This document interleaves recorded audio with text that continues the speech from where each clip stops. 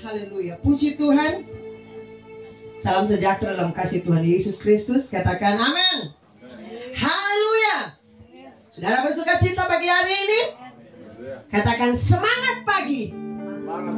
Haleluya. Beri pujian bagi Tuhan Yesus. Haleluya.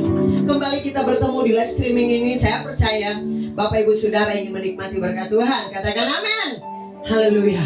Pagi hari ini saya akan membawa satu firman Tuhan di dalam Yesaya pasal 40 ayat yang ke-29 sampai yang ke-31. Yesaya yang ke-40 ayat 29 sampai yang ke-31. Saudara di rumah membacakan lewat Alkitab saudara. Saya selalu katakan belajar untuk membaca lewat firman Tuhan atau lewat Alkitab. Dan saya percaya lewat firman Tuhan ini akan memberkati engkau, akan menguatkan engkau. Saya baca dalam nama Yesus. Dia memberi kekuatan kepada yang lelah dan menambah semangat kepada yang tiada berdaya. Orang-orang muda menjadi lelah dan lesu, dan teruna-teruna jatuh tersandung. Tetapi orang-orang yang menanti-nantikan Tuhan mendapat kekuatan baru. Mereka seumpama raja wali yang naik terbang dengan kekuatan sayapnya. Mereka berlari dan tidak menjadi lesu. Mereka berjalan dan tidak menjadi lelah. Katakan amin. Haleluya, puji Tuhan. Pagi hari ini saya dan saudara, firman Tuhan mengingatkan kita bahwa semangat itu jangan berani pudar atau tidak boleh pudar. Di hari-hari ini banyak yang sudah mulai patah semangat. Banyak jemaat atau banyak orang mulai situasi mengakibatkan mereka kehilangan pegangan. Keadaan membuat mereka kehilangan sesuatu yang sebenarnya mereka harus lebih bersemangat lagi. Situasi corona ini mengakibatkan banyak orang kehilangan kekuatan untuk maju. Banyak orang kehilangan sesuatu untuk bertindak. Banyak orang kehilangan sesuatu untuk melakukan sesuatu. Tetapi saya percaya jemaat Tuhan, Bapak Ibu Saudara, mendapatkan kekuatan baru pada pagi hari ini. Orang yang kuat bukanlah badan yang besar, belum tentu. Sekuat tenaga manusia tetap dia juga akan merasa lelah. Tidak ada manusia yang tidak pernah merasa capek atau merasa lelah.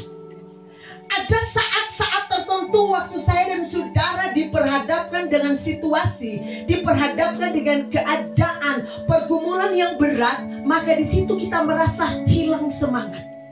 Kemarin saya berdoa seorang pengusaha. Dia berkata seperti ini, "Ibu Gembala, saya sudah lebih baik mau mati." Saya katakan, "Kenapa Mbak justru berkata ingin mati?" Karena saya sudah kehilangan pegangan. Saya sudah kehilangan sesuatu. Saya sudah kehilangan semangat hidup karena penyakit saya. Saya sudah bolak-balik ke dokter, ke rumah sakit besar di Jakarta. Saya berputar-putar di rumah sakit satu ke rumah sakit, dan terakhir di Siloam. 10 hari saya tidak merasakan sesuatu yang bernama kemajuan atau kesehatan itu kembali pulih. Tidak, justru malah keadaan saya lebih buruk dari yang pertama. Tapi saya katakan dengan dia, kalau ibu percaya akan Yesus, sungguh berserah kepada Yesus, dia yang sanggup memberikan engkau jalan keluar. Dia sanggup memulihkan semangat, dia sanggup memulihkan keadaan, dia sanggup menyembuhkan engkau asal engkau belajar percaya. Semangat yang pudar ini atau semangat yang habis ini bisa membuat engkau tidak dapat melihat kemuliaan Tuhan. Engkau tidak dapat melihat kuasa Tuhan bekerja. Engkau tidak dapat melihat mujizat itu. Firman Tuhan berkata bahwa Ia memberi kekuatan kepada yang lelah. Seberapa lelah engkau di hari-hari ini? Mungkin engkau lelah telah bekerja sepanjang hari, sepanjang minggu, bahkan berbulan, tapi engkau tidak mendapatkan lebih. Engkau terlalu capek dengan keadaan. Engkau terlalu lelah dengan orang dalam rumah, bahkan suamimu sendiri, istrimu sendiri, bahkan anak-anakmu sendiri. Engkau mulai capek dengan situasi lelah mendidik, lelah menegur.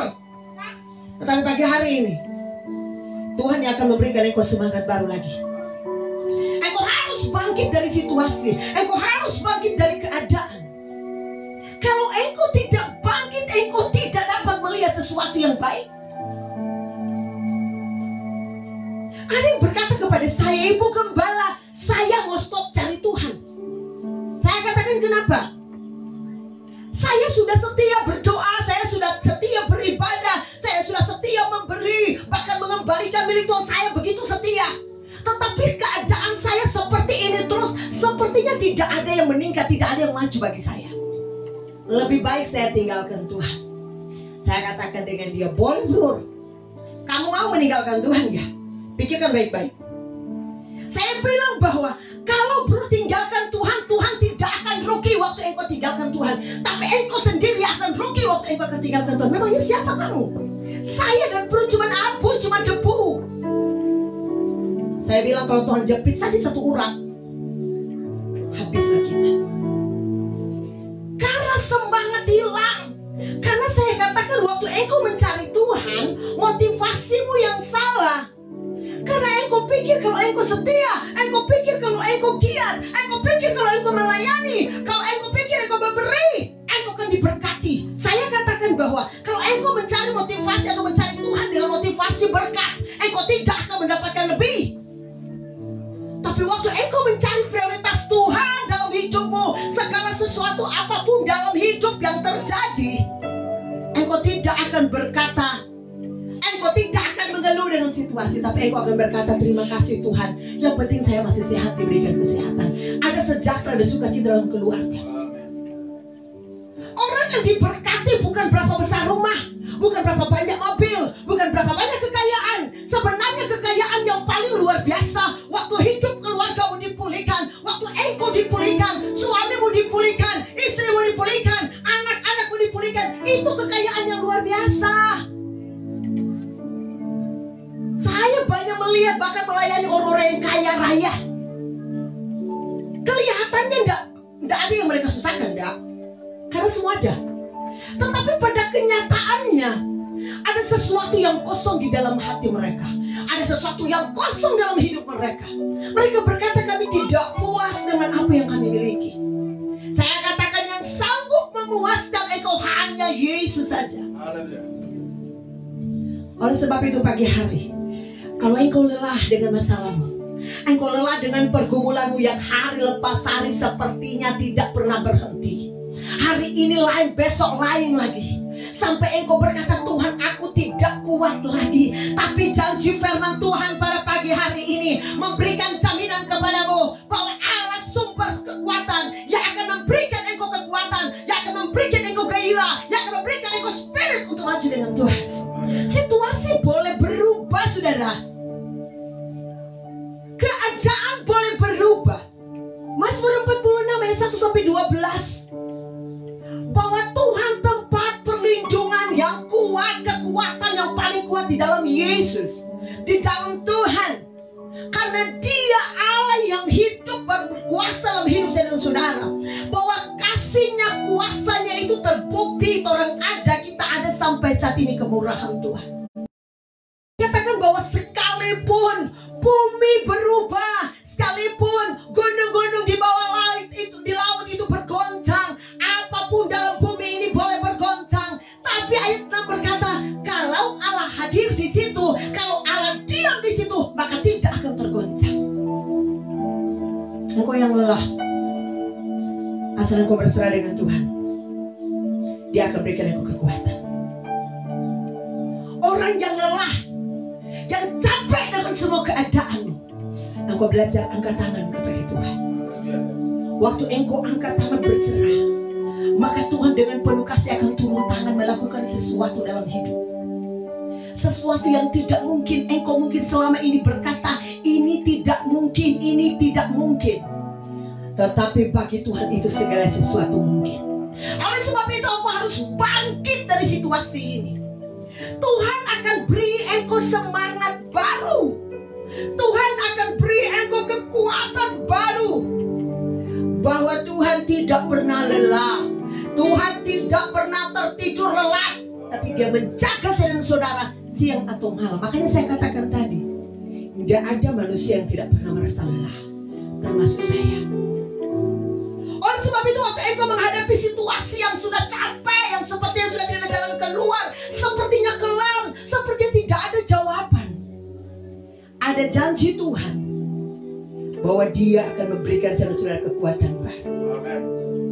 Kalaupun engkau lelah karena keadaan menekan engkau setiap hari, engkau telah berdoa dan terus berdoa, tapi jawaban sepertinya belum ada sampai detik ini. Tapi waktu engkau bersyukur kepada Tuhan dan berkata, Tuhan, aku bersyukur aku masih sehat. Aku bersyukur sekalipun pergumulan ini terlalu berat, tapi aku mau bangkit belajar untuk melihat sesuatu dengan Tuhan. Karena saya katakan guru atau guru yang paling besar adalah masalahmu setiap hari. Tidak ada manusia yang tidak menghadapi masalah. Tidak ada. Engkau seorang pembesar, engkau seorang pemimpin, engkau sebagai rakyat biasa, engkau jemaat biasa, hamba Tuhan, pendeta, gembala, semuanya tidak terkecuali. Orang kaya, orang miskin, sekalipun siapapun manusia tetap mengalami yang bernama pergumulan hidup. Tidak ada yang tidak. Karena itu satu proses untuk saya dan saudara bertumbuh dengan Tuhan. Bukan Tuhan tidak adil dan engkau boleh berkata Tuhan tidak adil denganku. Tapi waktu engkau belajar mengerti bagaimana firman itu, bagaimana engkau harus bertumbuh mencari hadirat Tuhan, di dalam hadirat Tuhan engkau akan beroleh kekuatan baru. Oleh sebab itu waktu engkau menghadapi situasi yang sangat melelahkan, satu yang engkau buat, masuk kamar, kunci pintu dan berdoa. Firman Tuhan berkata, kuasailah dirimu, jadilah tenang supaya engkau dapat berdoa. Waktu engkau tenang, waktu engkau betul menguasai diri, tidak emosi, waktu engkau menyembah dan dalam ketenangan itu semua fokus. Orang kalau tenang dia akan fokus. Tapi kalau dia tidak tenang, dia tidak bisa fokus. Segala sesuatu waktu engkau lakukan dengan iman kepada Tuhan, situasi ini boleh berubah, saya katakan tadi. Tetapi ya sebagai orang percaya, sebagai jemaat Tuhan, engkau harus berkata, aku punya Tuhan yang ajaib. Kalau aku adalah Tuhan, tambah semangat. Karena di sini Tuhan atau Allah akan menambah semangat kepada orang yang tidak berdaya. Seberapa hebat yang engkau alami saat ini. Mungkin engkau ditolak dari keluarga, engkau ditolak oleh orang tuamu, atau orang tuamu menolak, engkau anak ditolak oleh orang tua karena tidak diterima. Dianggap engkau orang yang paling berdosa, dianggap engkau orang tidak berharga. Tapi saya katakan pada pagi hari ini, bangkit, cari Tuhan, berserah kepada Tuhan, maka engkau akan melihat jawaban Tuhan. Engkau akan dibawa pada sesuatu yang bernama rancangan masa depan yang baik. Jangan putus asa, saudara. Jangan putus asa. Waktu engkau dalam situasi yang buruk sekalipun. Seorang yang bernama Yefta, dikatakan bahwa dia seorang anak pelacur, bukan anak baik-baik, tapi seorang anak dari seorang pelacur. Tapi saya lihat bahwa luar biasa, ternyata Tuhan memakai orang, bukan latar belakangnya. Tuhan tidak akan melihat latar belakangmu, Tuhan tidak akan melihat yang di belakang, tapi Tuhan lihat pemulihan pertobatanmu hari ini, dan Dia siap memakai engkau. Asal engkau mencari Dia, asal engkau bersekutu dengan Dia, engkau bertobat dari kehidupan lamamu, maka Tuhan siap memakai engkau. Yang Tuhan pakai bukan orang hebat, saudara. Sehebat apa engkau, kalau hatimu tidak dipulihkan, kalau hatimu tetap keras batu, Tuhan tidak akan pergunakan orang seperti itu. Tapi yang Tuhan cari, mungkin engkau berkata, aku bodoh, aku tidak fasih berbicara, aku tidak pandai berkata-kata seperti Musa. Tapi waktu engkau dipulihkan oleh Tuhan, waktu engkau dijamah oleh Tuhan, bahasa-bahasamu, kata-kata yang sederhana tadi diubah oleh Tuhan. Ada spirit di dalamnya. Waktu engkau berbicara, ada kuasa di dalam Yesaya 50 ayat 4, bahwa Allah beri lidah seorang murid, supaya dengan perkataanku aku membangkitkan semangat orang lain, memberi semangat kepada orang lain. Seringkali saya tanpa sadar, saudara-saudara, perkataan-perkataan kita tidak memberi semangat kepada orang. Betul tidak? Seringkali kita menghakimi orang. Waktu dia jatuh langsung kita, oh dia memang seperti ini, memang dasar ini, dasar itu. Bahasa ini, perkataan ini bisa membunuh semangat orang. Oleh sebab itu Tuhan mau supaya perkataan ini membangkitkan semangat orang lain. Amin, haleluya. Engkau bapak-bapak bangkitkan semangat anak-anakmu, bangkitkan semangat istrimu. Engkau ibu-ibu bangkitkan suamimu. Jangan waktu suamimu lebih setia, waktu suamimu mulai banyak membaca firman atau berdoa, mulai bilang begini, sosok suci lah, sosok saleh lah. Tapi buatlah perkataanmu membangkit dia di dalam roh untuk lebih lagi dengan Tuhan. Engkau berkata luar biasa engkau. Tuhan memulihkan semangat di dalam rumahmu, di dalam keluargamu. Apapun dalam hidupmu Tuhan sanggup. Saya katakan tadi, Tuhan tidak pernah tidur dan tidak pernah lelah. Dia siap menolong saya dan saudara. Amin. Dia siap menolong saya dan saudara dari semua kesesakan, dari semua kelemahan, dari semua pergumulan, dari semua yang engkau hadapi. Engkau yang putus asa, engkau yang sudah tidak ada jalan keluar, ada Yesus yang sanggup menolong engkau. Ada Yesus yang sanggup menopang engkau. Kalau saya dan saudara ada di dalam tangan Tuhan, di dalam genggamannya tangan Tuhan, tidak ada satupun yang dapat menjatuhkan. Katakan amin. Waktu engkau ditopang dengan tangan Tuhan, orang boleh datang untuk menjatuhkan engkau, tapi percaya, apapun yang mereka buat tidak akan mampu membuat engkau jatuh. Karena di dalam kendalinya Tuhan, di dalam tangan Tuhan, tangan yang kuat untuk menopang. Oleh sebab itu engkau tidak usah takut, engkau harus semangat lagi dalam Tuhan. Memuji Tuhan, jangan loyo-loyo, semangat. Berdoa harus betul-betul semangat dengan gairah. Tuhan mencari penyembah di hari-hari ini. Mereka yang menyembah di dalam roh dan kebenaran. Tuhan mau Bapak Ibu Saudara, Tuhan akan membangkitkan semangatmu asal engkau datang kepada Tuhan yang mempunyai sumber kekuatan itu. Dia akan menghidupkan semangat saya dan saudara. Saya dan saudara dengan segala kekuatan tidak akan mampu. Tapi firman Tuhan berkata, orang yang menanti-nantikan Tuhan mendapat kekuatan baru. Katakan amin. Tuhan selalu mempercayakan atau mempercayai saya dan saudara untuk lebih lagi dalam Tuhan. Tapi responnya saya dan saudara bagaimana? Ayat 31, tetapi orang-orang yang menanti-nantikan Tuhan. Menanti itu bukan mudah saudara. Paling capek, kata yang paling capek itu yaitu menunggu. Orang kalau menunggu paling membosankan, betul tidak? Tetapi di dalam Yesus, waktu engkau ada semangat di dalam Dia, engkau tidak akan rasa capek waktu menunggu. Dijawab Tuhan atau tidak dijawab doa, engkau akan berkata terima kasih Tuhan.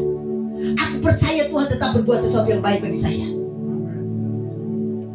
Kalaupun hari ini saya belum sembuh, saya percaya Tuhan punya rencana yang baik untuk saya. Kita harus belajar mempercayai Tuhan. Berarti kita harus betul-betul sabar menanti jawaban Tuhan. Kita sabar menanti janji-janjinya Tuhan. Kita sabar menunggu bagaimana Tuhan bekerja dalam hidup saya dan saudara. Saya katakan tadi semua akan diproses. Orang percaya tanpa proses itu terlalu instan. Selalu dia tidak akan bertumbuh, mudah tersinggung, cepat marah, suka berkata-kata yang tidak benar, bahkan sampai mengutuk. Sering mereka ada orang datang di tempat ini hanya untuk membuktikan sesuatu. Mereka berkata, demi Tuhan, saya katakan jangan bersumpah dengan apapun juga, jangan. Kalau hanya engkau membenarkan diri supaya orang lihat kelihatan benar, tidak usah saya katakan. Engkau sementara membenarkan kebenaran yang sebenarnya itu tidak perlu. Membenarkan diri yang sebenarnya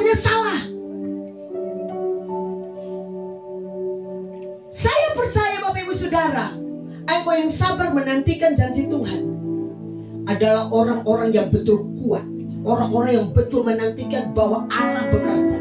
Saya dan sudah harus percaya akan penyertaan Tuhan. Katakan amin. Kalau engkau percaya bahwa Tuhan menyertai engkau, Yesaya 41 ayat 10 bahwa aku menyertai engkau. Tuhan ada bersama dengan saya dan saudara. Dimanapun saya dan saudara dia ada. Dia hidup bagi saya dan saudara. Oleh sebab itu saya katakan pada pagi hari ini, engkau harus kuat, engkau harus bersemangat di dalam Tuhan. Engkau belajar mempercayai penyertaan Tuhan itu ada bagi saya dan saudara. Di situasi apapun, bahwa Tuhan ada bekerja. Engkau harus percaya bahwa kekuatan Tuhan, kedaulatan Tuhan itu ada bagi saya dan saudara. Bahwa dia menyertai dengan segala kekuatan tangannya, dengan segala keperkasaannya, dengan segala kekuatan ilahi. Dia menyertai saya dan saudara.